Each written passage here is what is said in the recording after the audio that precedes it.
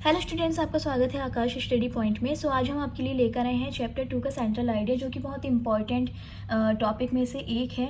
आप इस वीडियो को पूरा देखिएगा। हम देखते हैं इसका title, an elementary school classroom in a slum, जिसका मतलब होता है एक झुग्गी बस्ती में प्राथमिक विद्यालय की कक्षा। ठीक है। सबसे पहले हम सेंट्रल आइडिया के स्टार्टिंग में, जैसे कि आप देख सकते हैं, सबसे पहले लिखा जाता है इस पोइम का टाइटल। ठीक है, और ये किस पोइट के द्वारा कंपोज की गई है। ठीक है, तो जैसे कि आप देख सकते हैं, this poem an elementary school classroom in a slum is composed by Stephen Spender. मतलब इसकी कविता के जो लेखक हैं, जिसने ये कविता लिखी है, उनका नाम है स्टीफन स्पेंडर। ठीक है, this poem an elementary school classroom in a slum is composed by Stephen Spender. मतलब इन्होंने ये कंपोज की है इस कविता को। ठीक है, इसके बाद स्टार्ट होता है हमारा मेन सेंट्रल आइडिया, जिसमें हम लिखेंगे इन दिस पोएम, मतलब इस कविता में poet Stephen Spender has presented, मतलब स्टीफन स्पेंडर ने प्रेजेंट किया है या फिर उन्होंने ये दर्शाया है अ पिक्चर, एक ऐसी इमेज उन्होंने दर्शाई है of classroom in a slum. मतलब एक झुग्गी बस्ती में क्लासरूम को इस तरह से दर्शाया है।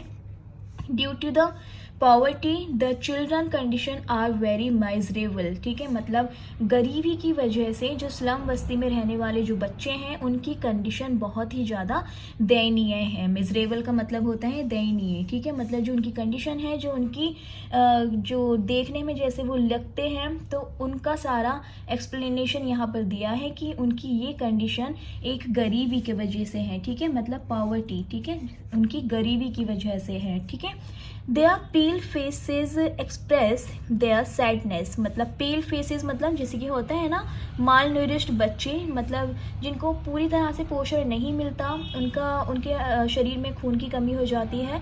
इसी कारण की वजह से उनकी पेल फेसेस, मतलब पीले पड़े हुए फेस, उनके जैसे कि चेहरे की चमक चली जाती है, वैसे उनके पीले पड़े हुए चेहरे ये एक्सप्रेस करते हैं या फिर ये दर्शाते हैं कि वो कितने सैड हैं या फिर वो कितना दुखी हैं, उनके दुख को जताते हैं। ठीक है, इसके बाद poet also defines social injustice.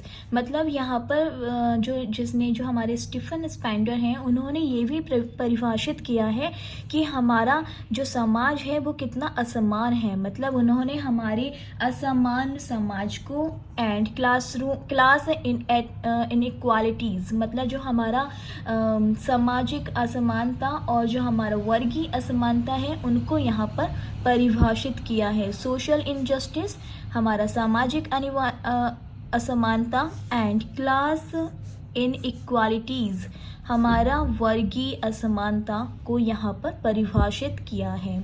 इसके बाद आपका आ जाता है, this children who present in the classroom were looking very weak and lean। ठीक है, मतलब जो क्लास में प्रेजेंट हैं, जो उपस्थित बच्चे हैं क्लासरूम में, कक्षा में, वो इस तरह से लग रहे हैं जैसे कि बहुत ज़्यादा कमज़ोर हैं। ठीक है, वो बहुत ज़्यादा कमज़ोर और पतले लग रहे हैं। मतलब लीन का मतलब होता है पतले। ठीक है, मतलब वो जो उपस्थित बच्चे हैं क्लासरूम में, कक्षा में, वो बहुत ही कमज़ोर और पतले लग रहे हैं। Skin peeped through bye bones, मतलब उनकी त्वचा से उनकी हड्डियां बाहर निकलती हुई दिखाई पड़ रही हैं।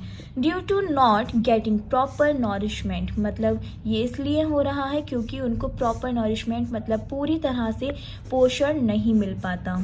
ठीक है, इसके बाद स्टीफन स्पेंडर एक्सप्लेन करते हैं, Stephen Spender much worried for these children who live in a slum, but these slum children have no meaning and no purpose for them because they live in a extreme poverty। मतलब Stephen Spender much worried, मतलब वो बहुत ही ज़्यादा चिंतित हैं, for these children, इन बच्चों के लिए जो who live in a slum, जो झुग्गी बस्ती में रहते हैं, but these slum children, मगर, लेकिन इन बच्चों के लिए, इन झुग्गी बस्ती में रहने वाले बच्चों के लिए हैव नो मीनिंग, मतलब कोई मतलब नहीं है, एंड नो पर्पस, और कोई उद्देश्य नहीं है, फॉर दैम, उनके लिए, क्योंकि because they live in extreme poverty, मतलब क्योंकि वो बचपन से ही एक ऐसी बहुत ही ज़्यादा गरीबी में रह रहे हैं कि उनको झुग्गी बस्ती में रहने का या ना रहने का कोई मतलब ही नहीं है।